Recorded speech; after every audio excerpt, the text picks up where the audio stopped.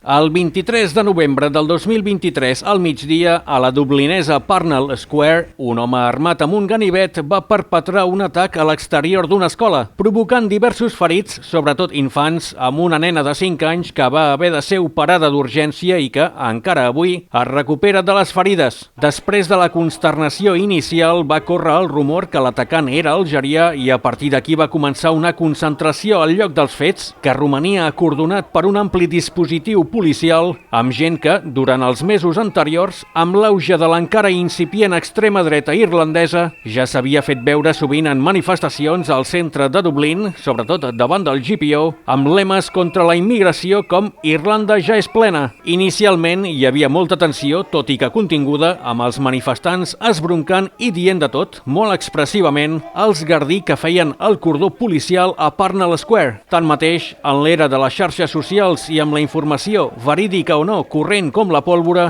el nombre de concentrats, així com la tensió, va anar increixendo fins al punt de deixar els efectius de la Garda en clara minoria i incapaços de contenir els manifestants. Això va ser aprofitat pels més axalabrats, que van entendre que tenien carta blanca per fer el que volguessin i van transformar una protesta, a priori totalment comprensible, en els pitjors aldarulls que ha viscut Dublín en les darreres dècades, campant alegrement en un periple de destrucció, primer a Parnell i després empesos pels antiavalots de la Garda a O'Connell i carrers adjacents, cremant alguns cotxes policials, autobusos double-deckers i fins i tot un tramvia. També van enfrontar-se als gardí que, en alguns casos, veient-se envoltats per individus encaputxats molt agressius, van haver de sortir cames ajudeu-me. L'endemà al matí, amb la llum del dia, on va poder copsar la magnitud dels aldarulls, sobretot amb la imatge d'un tramvia parcialment destrossat, tot i que en principi serà reparat, ara fa uns dies va ser transportat a França, així com la ferralla en què es van convertir els double-deckers i els cotxes policials, dels quals només en quedava el xassís i que cabien tots amuntegats sobre d'un camió.